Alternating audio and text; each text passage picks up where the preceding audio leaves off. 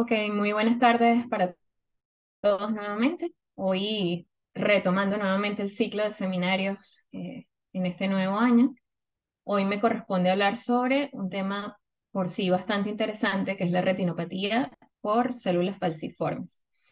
Dentro de los puntos que se van a tratar está de manera general las hemoglobinopatías, la anemia drepanocítica, haciendo por supuesto énfasis al toque a nivel de la retina, sus manifestaciones clínicas, clasificación, diagnóstico y manejo. Para empezar, es importantísimo tener muy claros ciertos conceptos.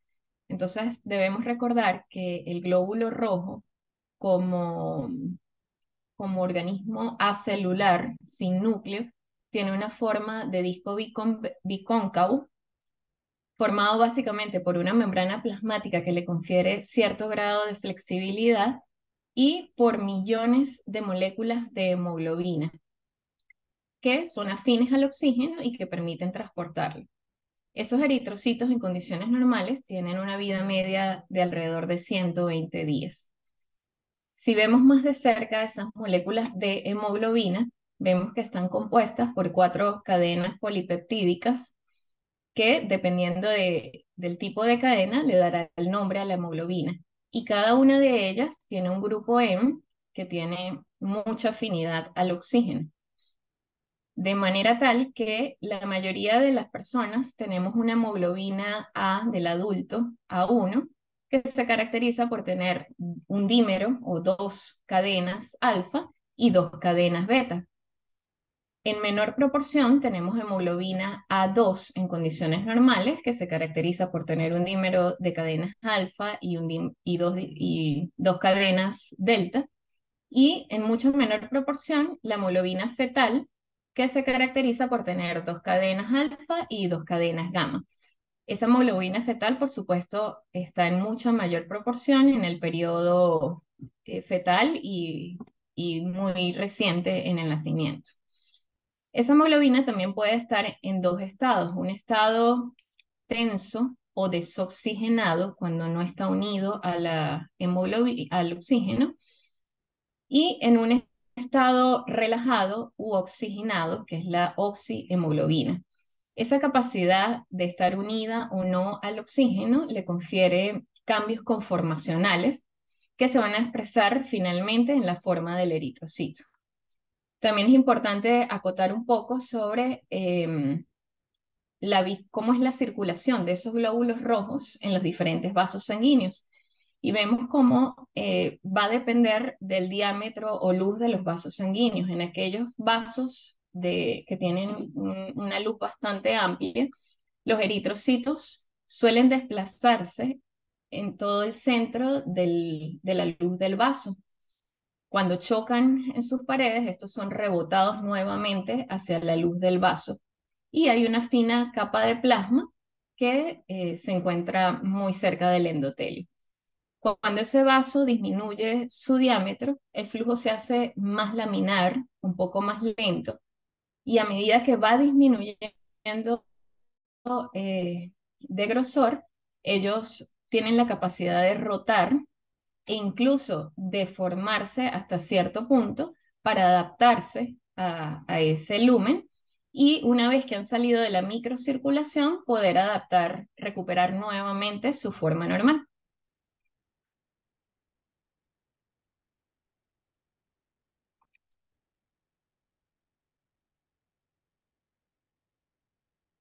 Ya, se quedó pegado.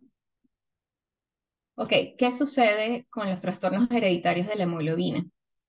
Suceden cuando hay mutaciones genéticas que van a alterar, bien sea la estructura de esas cadenas de globina, produciendo las llamadas hemoglobinopatías, o van a producir una alteración reduciendo la síntesis de proteínas que son estructuralmente normales, que sería el caso de las talasemias. Entonces, ¿qué es entonces la anemia falciforme? También llamada drepanocitosis, anemia de células Sickle, enfermedad de hemoglobina S, forma parte de las hemoglobinopatías o trastornos hereditarios que se transmiten genéticamente. Su nombre deriva del latín fals, del griego drepanon o del inglés cicle, todas estas que hacen alusión al os, o que es la forma patognomónica o forma característica que adquiere el eritrocito cuando está desoxigenado. Y estas alteraciones se deben básicamente a una mutación puntual en el cromosoma 11, en donde en lugar de ácido glutámico en la sexta posición de esa cadena polipeptídica beta, este es sustituido por valina. Entonces, en lugar de obtener hemoglobina A de adulto normal, obtenemos hemoglobina S. También es posible que en vez de ácido glutámico se sustituya por lisina, obteniendo entonces la hemoglobina C. Estas sustituciones van a provocar cambios estructurales y funcionales en la hemoglobina desoxigenada que finalmente van a cambiar la forma de todo el eritrocito, aumentando su rigidez, su viscosidad y predisponiéndolo a oclusiones microvasculares. Como son eritrocitos frágiles de baja calidad, su vida media es mucho más corta, de tan solo 16 días. Y es transmitida de forma recesiva. Es decir, para que un hijo exprese la enfermedad es necesaria que dos padres portadores asintomáticos tienen una probabilidad del 25% de tener un hijo que sea sintomático o que exprese la enfermedad. Estas hemoglobinopatías de células falciformes tenemos que es el trastorno sanguíneo hereditario más común en los Estados Unidos y se estima que alrededor del 10% de la población afroamericana lo padece. Como cada padre aporta un cromosoma, es posible tener hemoglobinopatías homocigotas, tanto de hemoglobina CC o de hemoglobina SS. También podemos tener hemoglobinopatías heterocigotas con rasgos falciformes, con hemoglobina S y hemoglobina normal de adulto, o hemoglobina A y hemoglobina C, o incluso heterocigotos compuestos con hemoglobinas S y C, o aquellas combinaciones de hemoglobina S con una beta talasemia. Las más frecuentes son aquellas con rasgos falciformes, la hemoglobinopatía AS y la AC. Y las que más nos interesa desde el punto de vista ocular y retiniano es la hemoglobina SC y en menor proporción la beta talasemia o S-tal, que veremos más adelante. Pero, ¿qué es lo que sucede con la fisiopatología de la enfermedad? Cuando esos eritrocitos, cuando la hemoglobina libera el oxígeno y pasa a un estado desoxigenado, en los pacientes con anemia falciforme, la hemoglobina empieza a polimerizarse, se vuelve rígida, haciendo que esos eritrocitos adquieran entonces la forma de os, llamándose entonces drepanocitos. Esos drepanocitos, como no pueden recuperar su forma normal, van a ser eliminados aproximadamente en 16 días, van a sufrir hemólisis temprana. Otra característica es que al ser tan rígidos y al estar alterada su adherencia endotelial, van a provocar microoclusiones con inflamación y disfunción endotelial bajo ciertas desencadenantes como la hipoxia, la acidosis, temperaturas bajas, procesos inflamatorios o de estrés y en sí cualquier proceso que aumente la viscosidad sanguínea como un estado de deshidratación. Entonces habrá siempre un círculo vicioso de formación de drepanocitos. Cuando hay aumento de la viscosidad, se reduce el flujo sanguíneo, promueve la vasoclusión, se desoxigena la hemoglobina y hay nueva formación de drepanocitos. En cuanto a las manifestaciones sistémicas, tenemos que son innumerables, afecta prácticamente todos los órganos de la anatomía. Sin embargo, es importante tener presente que los síntomas son mucho más severos en aquellos pacientes con hemoglobinopatías homocigotas SS, y que son menos intensos o menos comunes en hemoglobinas con talasemia y hemoglobinopatías SC, que en realidad No hay pueden ningún provocar más alumno. afectación ocular.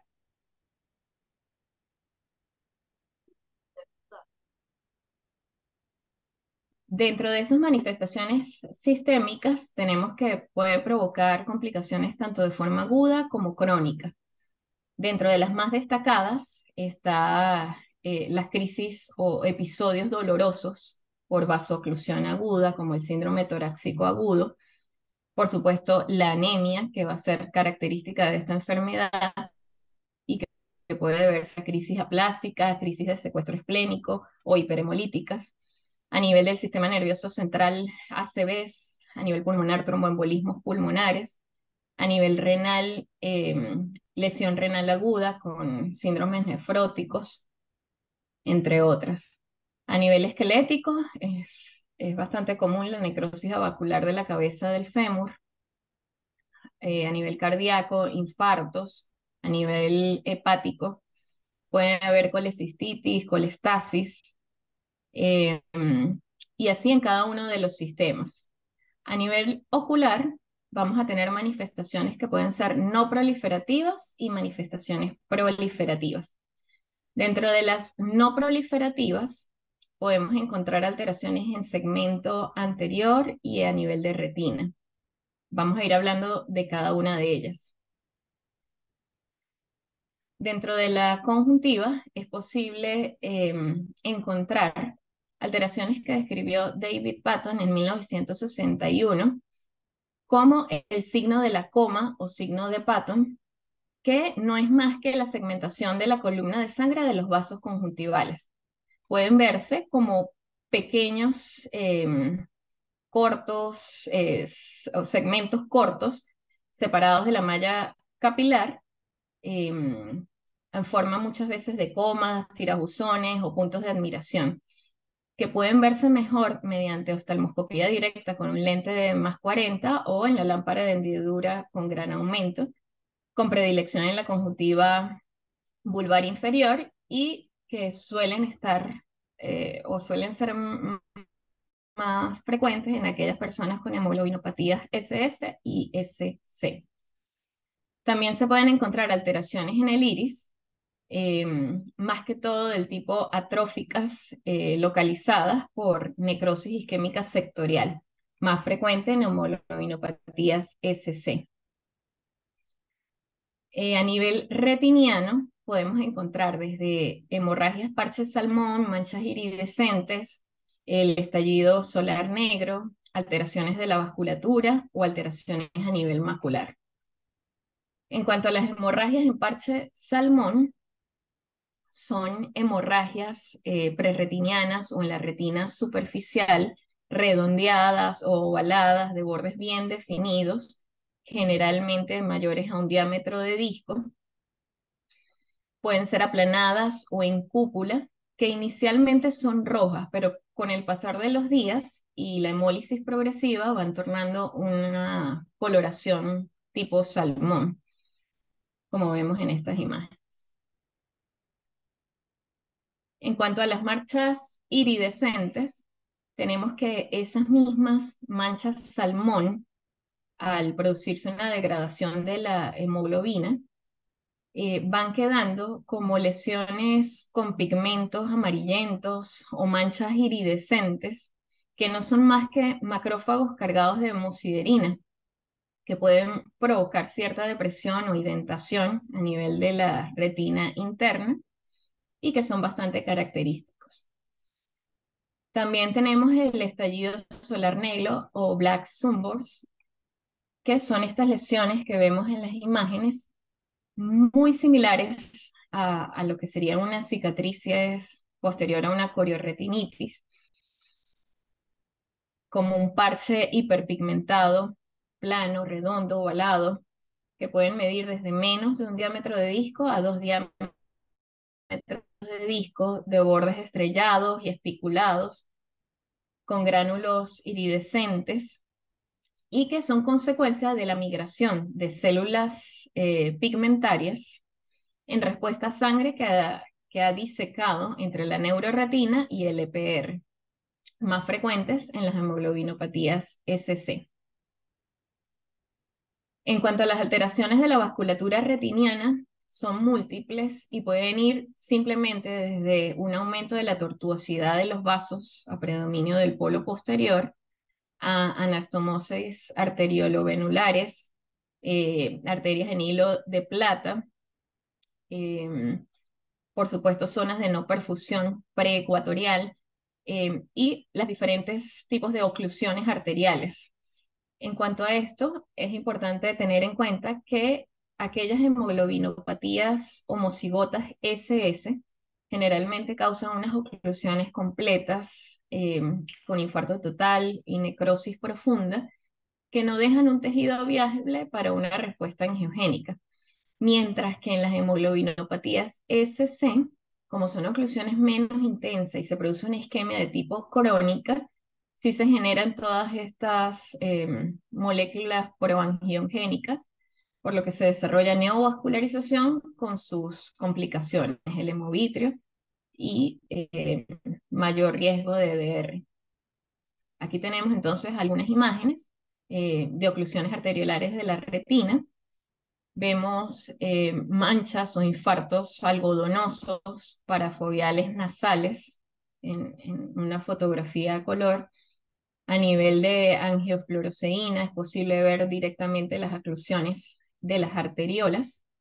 Y a nivel de OCT es posible ver una zona de hiperreflectividad en las capas medias de la retina, sugestivas de isquemia tanto de los plexos intermedios como profundos, y también una disminución del espesor macular temporal, que me habla también de esas zonas de no perfusión.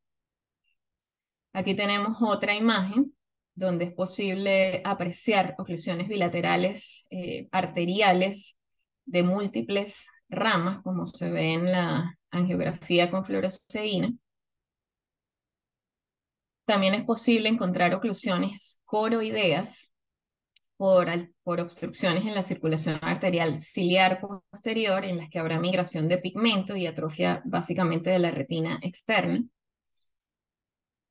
En cuanto a las alteraciones a nivel de mácula, lo más característico es que habrá un aumento del tamaño de la zona avascular foveal, porque hay oclusión de los capilares perifoveales. Habrá también un adelgazamiento de la retina interna, lo que provocará el signo de la depresión macular que veremos más adelante, pudiendo alterar o no en diferentes grados la agudeza visual. También es posible encontrar microaneurismas, bucles venosos y alteraciones que son más evidentes en la angio-CT. Aquí tenemos en las imágenes superiores, E y F, un ejemplo de atrofia macular en ojo derecho y en ojo izquierdo, donde vemos que evidentemente hay una disminución del espesor central con una ampliación o pronunciación de la depresión foveal. Mientras que en las imágenes inferiores, que corresponden a ojo derecho y ojo izquierdo respectivamente, vemos un ojo izquierdo relativamente con sus capas conservadas, mientras que en el ojo derecho hay un adelgazamiento temporal de las capas internas de la retina. En cuanto a las anomalías de la superficie de contacto vitrio-retiniana, es posible encontrar zonas de blanco sin presión o reblanquecimiento retiniano periférico, que son zonas de adherencia vítrea anormal y que son más susceptibles de agujeros retinianos. También es posible encontrar lesiones, al contrario, marrones moteadas o oscuras sin presión, que suelen ser transitorias. En cuanto a los cambios en la cabeza del nervio óptico, tenemos que podemos encontrar manchas rojas oscuras de configuración lineal o en forma de Y, pero que lo más característico es que son cambios transitorios y que no influyen en la agudeza visual. En cuanto a las estrías angioides, no son más que bandas subretinianas de coloración marrón que parecen salir del nervio óptico. y que se deben a roturas en la membrana de Bruch engrosada y calcificada. No son patognomónicas precisamente de esta enfermedad, sino que también pueden verse en otras patologías. Y en el caso de las hemoglobinopatías, es más frecuente en la enfermedad SS o en la hemoglobinopatía AS. Pasando entonces a la retinopatía falciforme proliferativa, tenemos que ocurre más frecuentemente en hemoglobinopatías SC. Se deben a oclusiones arteriolares periféricas, básicamente a nivel de las bifurcaciones que van a causar isquemia, factores de crecimiento vascular, neovascularización y las complicaciones que esto trae. Sin embargo, se ha descrito que entre el 20 y el 60% de los casos de neovascularización en retinopatía falciforme regresa espontáneamente. Es por eso que Goldberg clasifica a la retinopatía falciforme en 5 estadios. Los 2 primeros no proliferativos y del tercero al quinto proliferativos. En un estadio 1 de Goldberg se va a caracterizar por la presencia ya de oclusiones arteriolares periféricas. En el estadio 2 vemos cómo no solo hay zonas de no perfusión periférica, sino que ya hay una remodelación, ya hay anastomosis arteriovenosas que no causan fugas en la angiografía con fluoresceína. En un estadio 3 aparece ya la neovascularización en una forma muy característica que es denominada abanico de Marr, justo en el límite entre la retina perfundida y la no perfundida, que tienen una predilección a nivel del cuadrante superotemporal y que fuga a nivel de la FRG.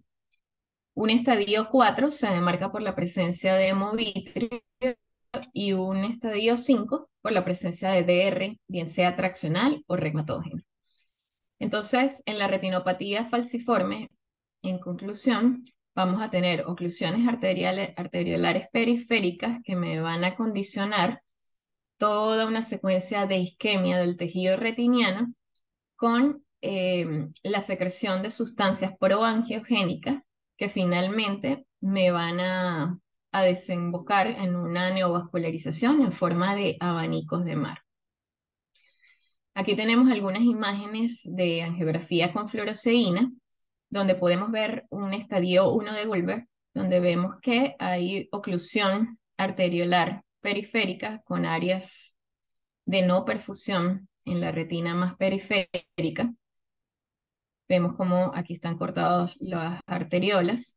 Ya en un estadio 2 vemos que hay remodelación a nivel de esa zona con anastomosis arteriolo-venosas. Y ya en un estadio 3 ya está formada la neovascularización en forma de abanico de Marr. Aquí tenemos un mosaico de varias fotos donde es posible apreciar entonces a nivel de retina periférica la neovascularización de abanicos de Marr que han tenido ciertas hemorragias y que en la angiofluoresceína fugan colorante. En cuanto al diagnóstico diferencial de esta neovascularización retiniana periférica, es múltiple. Puede ser confundida con oclusiones de vena central o de sus ramas, leucemia, síndromes de hipervelocidad, retinopatía de la prematuridad, retinopatía diabética, que es lo más común, enfermedad de Hales, sarcoidosis, entre otras. ¿Cómo se hace el diagnóstico en sí de la anemia falciforme? Todo paciente que sea sospechoso de una hemoglobinopatía debe hacerse una prueba rápida de detección buscando drepanocitos. Si es positiva, se somete a una electroforesis de hemoglobina para determinar qué tipo de hemoglobina tiene el paciente y hacer el diagnóstico definitivo. A nivel oftalmológico, nos valemos para el diagnóstico básicamente de la clínica, mediante los hallazgos encontrados en la oftalmoscopía y mediante estudios paraclínicos como fotografías de campo ultra amplio, angiografía con fluoresceína, tomografía de coherencia óptica y angio-CT.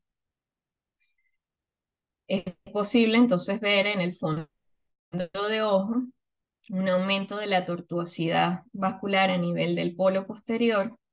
Podemos ver la neovascularización en forma de abanicos de mar con hemorragia salmón y que a nivel de la angiofluoresceína fugan.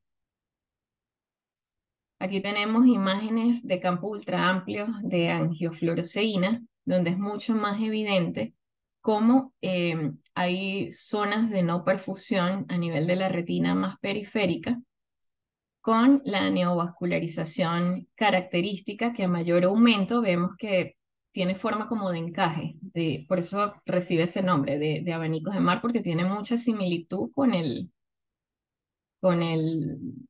animal marino. Y que en tiempos más tardíos de la angiofluoresceína vemos cómo fugan.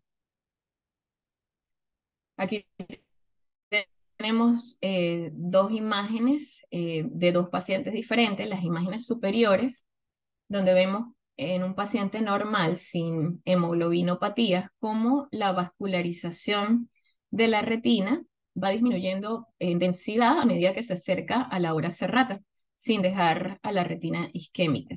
Mientras que en las imágenes inferiores, que corresponden a pacientes con retinopatía falciforme, vemos cómo es bastante evidente la isquemia periférica de la retina con la remodelación de arteriolovenular a nivel del límite entre la zona isquémica y la no.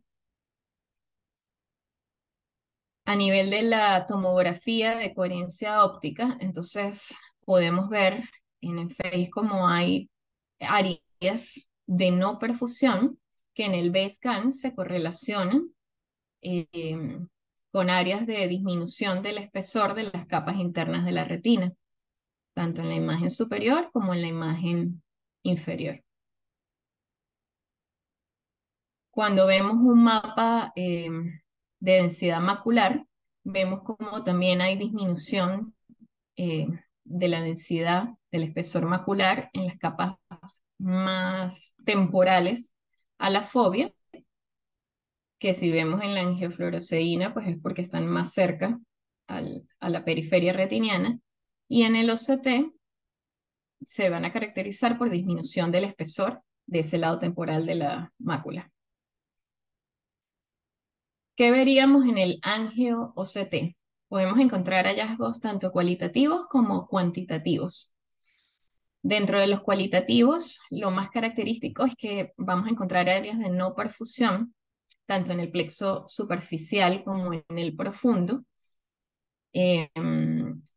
Irregularidad básicamente de la zona vascular foveal con un diámetro aumentado y tortuosidad vascular aumentada. Básicamente a predominio de la zona más temporal de la mácula. Entonces aquí vemos en la parte superior imágenes del plexo capilar superficial y en la inferior imágenes del plexo capilar profundo. Inicialmente vemos fotografías con blanco y negro, color invertido y mapa de densidad vascular.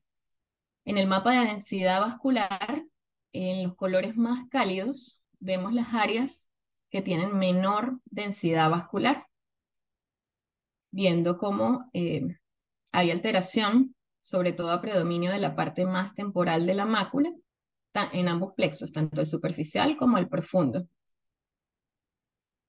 En estas otras imágenes vemos también cómo hay áreas de falta de perfusión a nivel temporal que se correlacionan fácilmente con disminución del espesor de las capas más internas de la retina en el corte de OCT.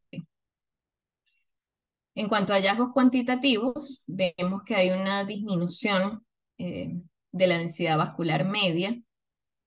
Cuantitativamente hay mayores áreas sin flujos, aumento del diámetro vascular, disminución del índice de perímetro vascular y la mayoría de los estudios concuerdan en que hay mayor áreas sin perfusión en el plexo vascular profundo.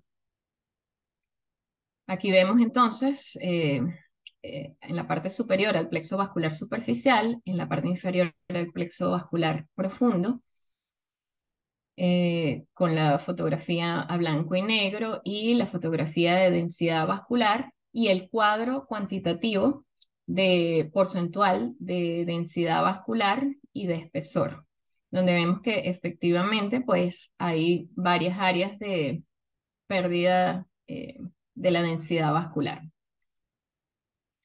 En cuanto a la evaluación y seguimiento de estos pacientes, se considera que la evaluación de retina debe iniciarse a los 10 años de edad y debe continuarse de forma rutinaria para detectar a tiempo una retinopatía falciforme proliferativa. ¿Cómo se maneja los pacientes con anemia falciforme? Por supuesto, de la mano con hematología. El tratamiento está dirigido a tres grandes etapas. Una, la prevención de las complicaciones. Otro, tratar las complicaciones. Y si vamos a hablar realmente de cura de la enfermedad.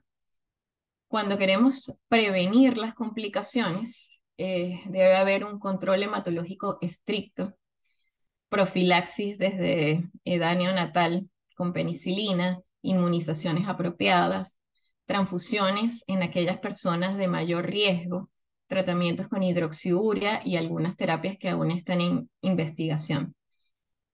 Cuando tenemos complicaciones como crisis dolorosas o infecciones que amenacen la vida, tratamientos básicamente con analgésicos y antibióticos.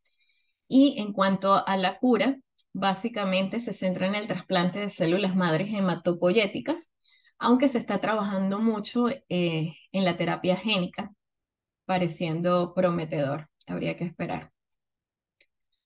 En cuanto al tratamiento en sí de la retinopatía falciforme, tenemos que el tratamiento se basa en cerrar las lesiones predisponentes de hemorragia vítrea, que es la principal causa de disminución de la agudeza visual en estos pacientes. Entonces, pacientes con estadio 1 y 2, por lo general, no se tratan porque aplicando láser o alguna respuesta de tratamiento a esa zona isquémica se ha demostrado que no previene realmente la formación de los abanicos de mar. Aquellas lesiones en estadio 3 y 4, aunque es algo controversial porque muchos de estos abanicos revierten hasta el 60%, pues el tratamiento debe estar enfocado en prevenir las hemorragias que puedan surgir de allí. Y en estadio 5, obviamente, debemos tratar los desprendimientos de retina.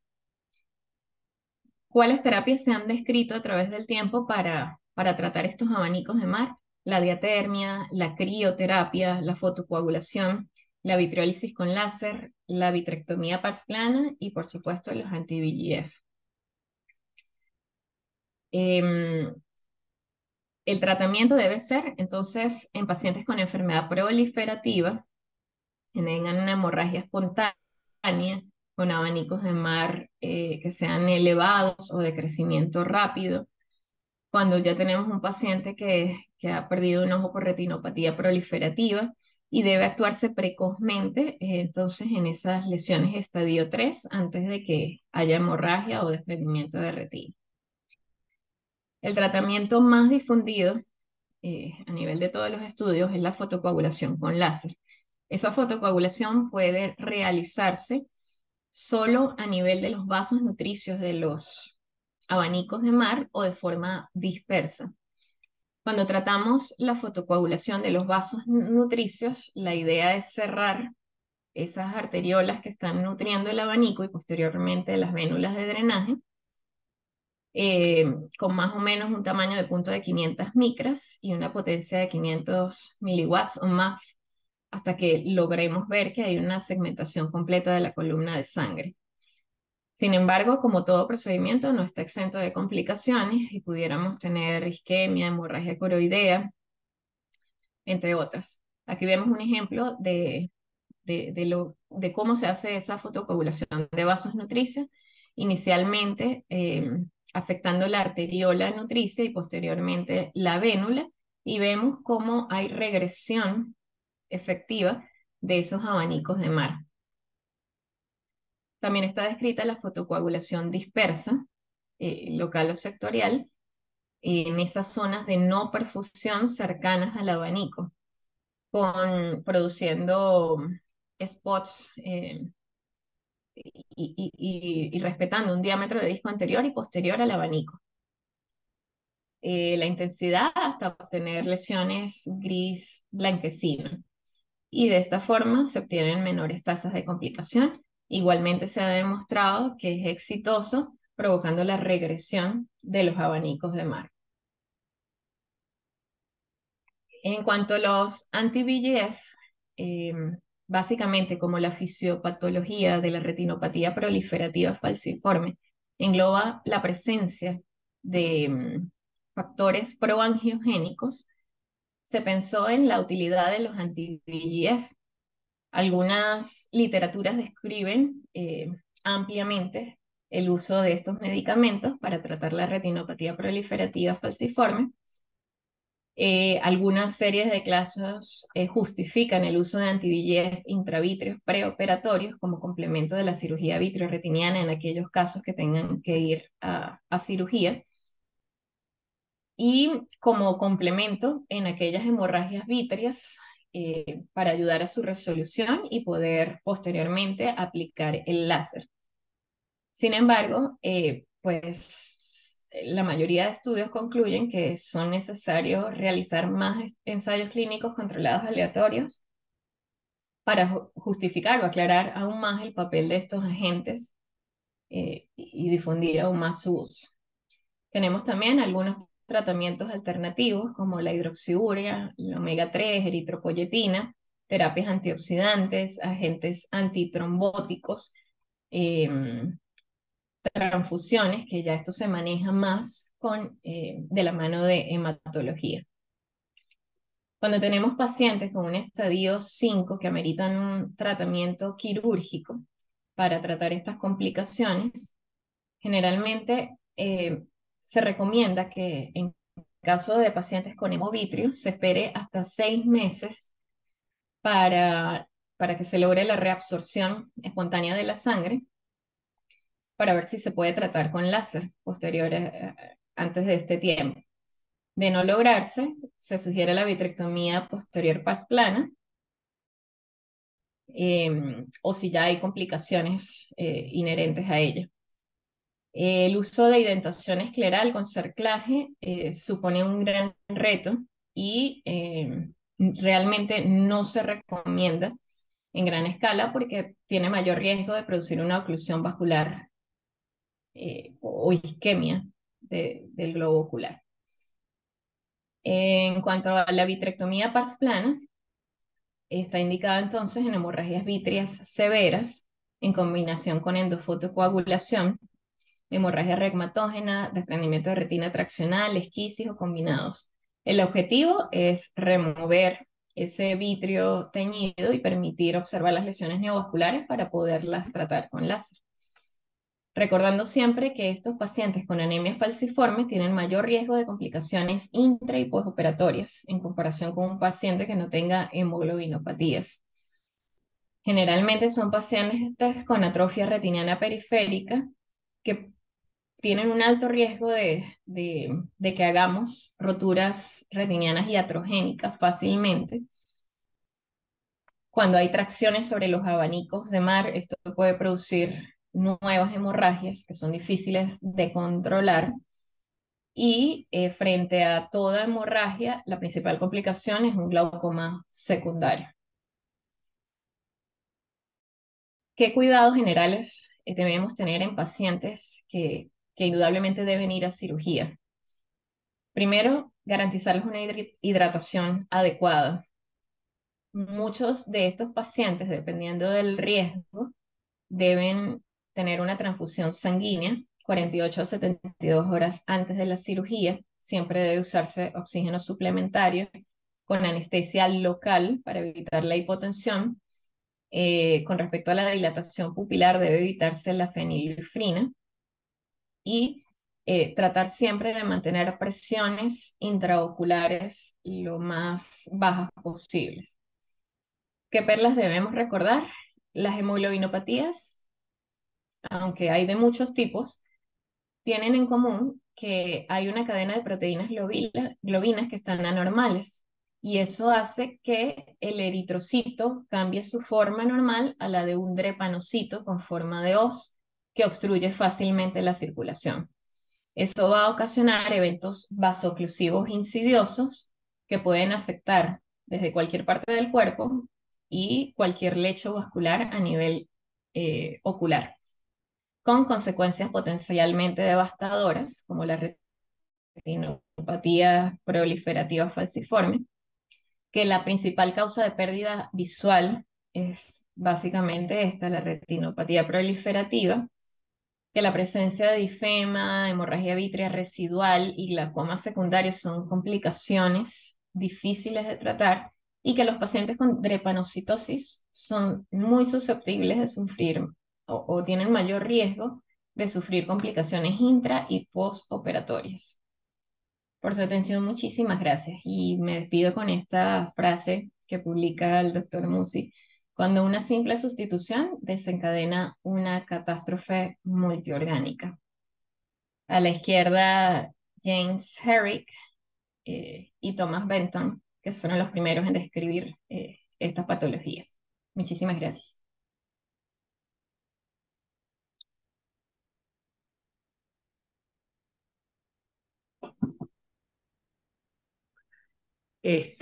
Oye, muy bueno el seminario, Guzmán, bien ilustrativo, me gustó mucho. Una pregunta, porque a mí en la pantalla me aparece como rayada la imagen, tiene como unas líneas, no sé si tú las viste.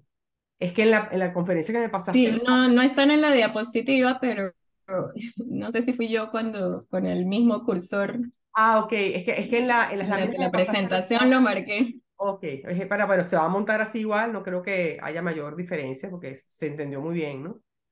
Mira, está muy bonito el seminario. Esto, digamos que es para tenerlo presente porque la población nuestra, como nosotros tenemos una población de mezcla también con factores de riesgo importantes en determinados lugares, por ejemplo en Barlovento, lugares de la costa, etcétera, hay focos de drepanocitosis que familiar, ¿no? Y es importante interrogarlo, sobre todo en caso de que se presente una hemorragia espontánea, un paciente que uno sepa que oye, puede tener un factor de riesgo de este tipo, comenzar a investigarlo desde temprana edad, ¿no? Eh, Sí.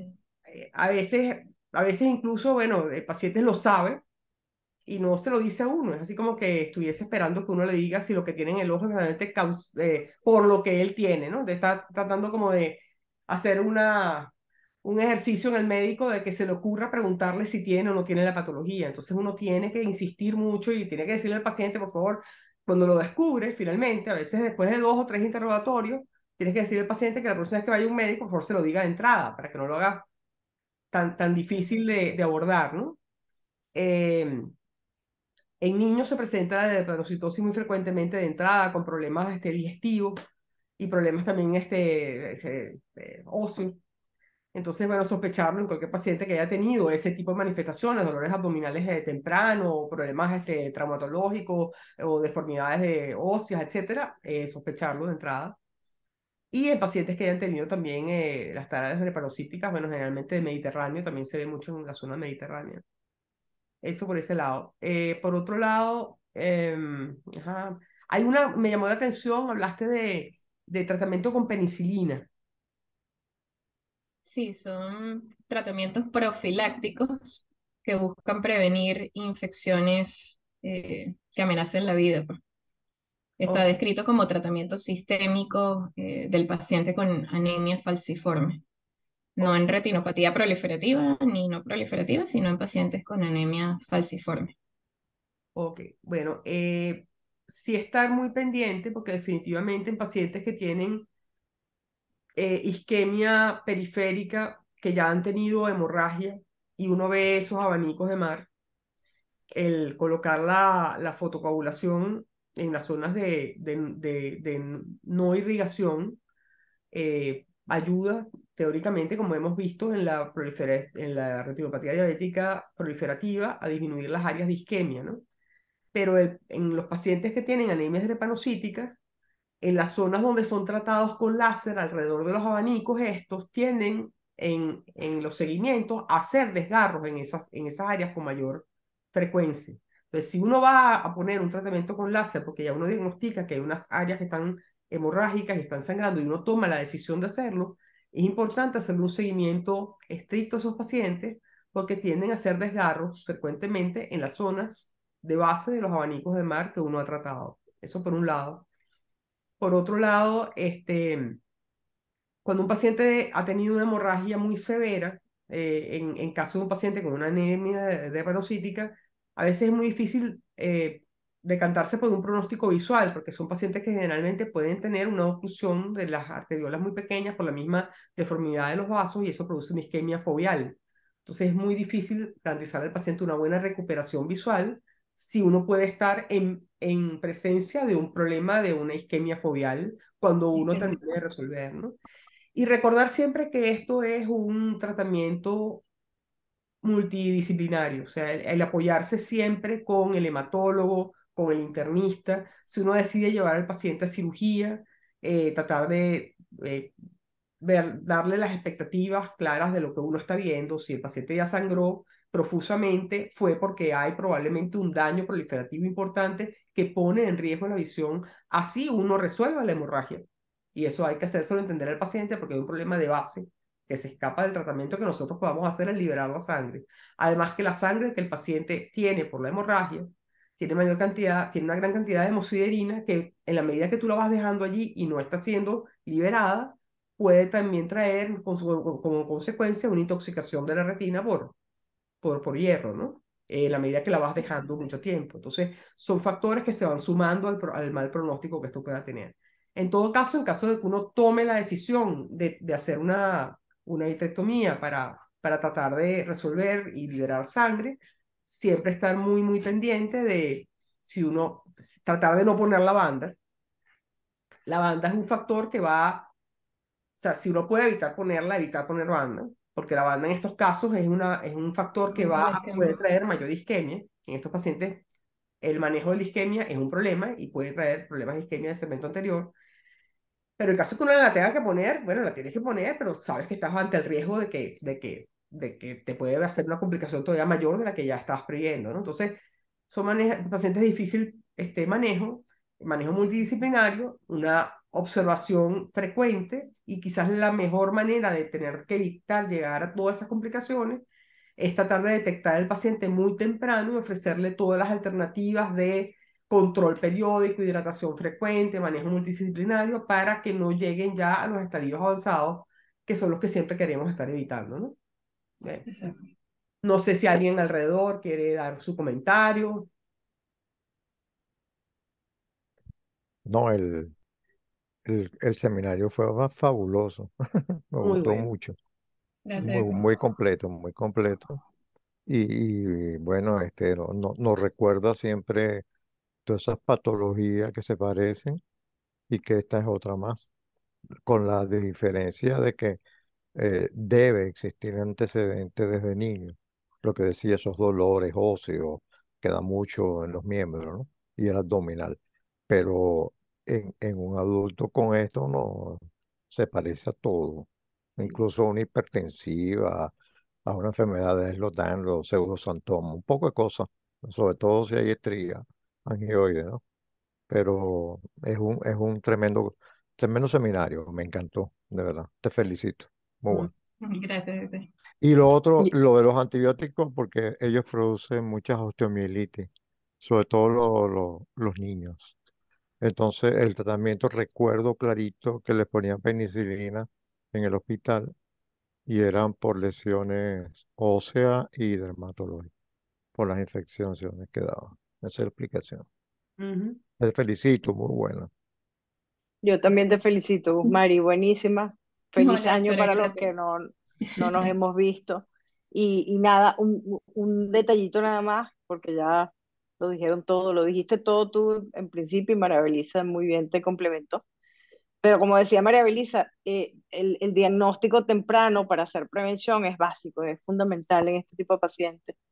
Entonces, cuando hablabas tú de la exploración del segmento anterior, buscando los signos clínicos, y en honor a nuestro maestro Musi, recordar también, además de, tú hablabas del signo de Patton, que es la segmentación venular en Ujú. esas, con esas Conjuntiva. venitas en forma de coma o de tirabuzón.